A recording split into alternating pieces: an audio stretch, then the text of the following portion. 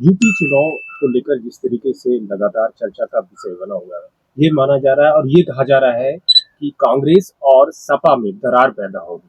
क्या लगता है आपको? देखिए, चुनाव है तो चर्चा होगी।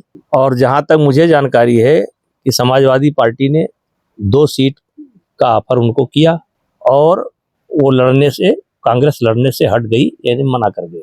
ये मेरी सोच है कि कांग्रेस इस बात को जानती है कि जिस भी सीट से कांग्रेस केवल लड़ेगी वहां चुनाव हारने की संभावना ज्यादा है। क्या लगता है? और ऐसे माहौल में कांग्रेस की आलोचना हो, कांग्रेस की भद्द पिटे, इसलिए कांग्रेस यहाँ उनको जो सीटें मिली थी उस पर चुनाव नहीं लड़ना चाहती है। क्या लगता है, क्या स्थिति रहेगी भाजपा की 9 सीट पे जो चुनाव में? देखिए, समाजवादी पार्टी और भारतीय जनता पार्टी के बीच में मुकाबला है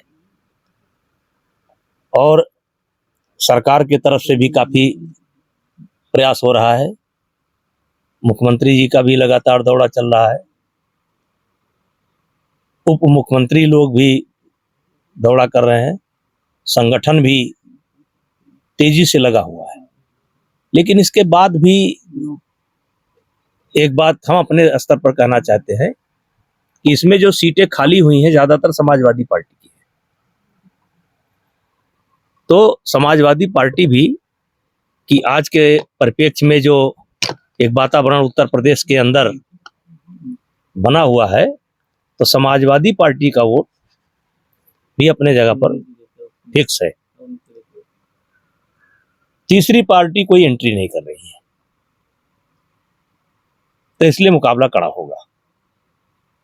नेताजी, महाराष्ट्र चुनाव को आप किस तरह देख रहे हैं? जिस तरह से सीट शेयरिंग को लेकर अभी तक विवाद छिड़ा हुआ था, अब उद्धव ठाकरे भी पलटी मार सकते हैं, क्या लगता है आपको? देखिए, पिछली विधानसभा में उद्धव गुट को, जबकि संपूर्ण शिवसेना उनके साथ थी, उनको सीट शेयरिंग में सीट चुनाव लड़ने के लिए उनको ज्यादा मिली थी, लेकिन जीत जो है, जीते कैंडिडेट भारतीय जनता पार्टी के ज्यादा थे और वो छोड़ करके चले गए। अब वहां भी जाने के बाद कुछ दिन के बाद शिवसेना ही टूट गई। अब असली शिवसेना किसके पास है, इस बात का झगड़ा चल रहा है। तो उद्धव जी को मिला कुछ नहीं। अब वहां भी कांग्रेस, एनसीपी, शरद पवार की पार्टी, उनको लग रहा है कि मेरे वोट के बल पर उद्धव जी राजनीति कर रहे हैं। उनको लग रहा है कि मेरे वोट के ऊपर राजनीति कर रहे हैं। ये लोकसभा के अंदर जो सीटें मिली हैं, उनको इस बात का गुमान है कि मेरे कारण मिली है। अब एक तरीके से उद्धव गुट जो है, उद्धव जी, मतलब छटपटाहट तो उनको है, क्योंकि उधर भी मुख्यमंत्री डिक्लेयर नहीं हुए। दूसरा, बीजेपी और शिवसेना, अब तो शिवसेना बढ़ गई है, ये नेचुरल अलायंस है, ये बहुत पुराना अलायंस है। हमारे समझ से इसको तोड़ना नहीं चाहिए था, तोड़ना नहीं चाहिए था, बातचीत करके कोई रास्ता निकालना चाहिए था, तोड़ना नहीं चाहिए था। सीटें ज्यादा जब भाजपा को मिली थी, अच्छा, वहां भी जैसे अब पूर्व मुख्यमंत्री फडणवीस जी एक जो है अच्छे नेता हैं, तो बीजेपी की इतनी ताकत हो गई है कि उसने अपनी सीटें ज्यादा ली। तो ये नेचुरल अलायंस था, इसको तोड़ना नहीं चाहिए था। और ये वहां हमको उद्धव गुट को के बारे में संकट दिखाई पड़ रहा है, क्योंकि उन लोगों ने भी, एनसीपी ने और कांग्रेस ने भी मुख्यमंत्री पद का उम्मीदवार नहीं घोषित किया है। तो ये राजनीति है, कुछ भी हो सकता है।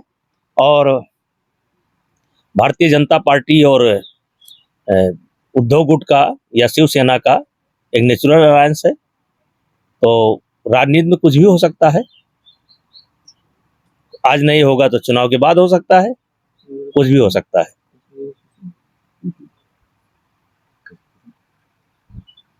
नेताजी, जैसे जब से नेशनल कॉन्फ्रेंस सरकार कश्मीर में बनी तब से वहाँ पर हमले तेज हो गए आतंकवादी। अब तक 3 हमले हो चुके हैं और खास कर हिंदुओं पे ज्यादा हमले हो रहे हैं।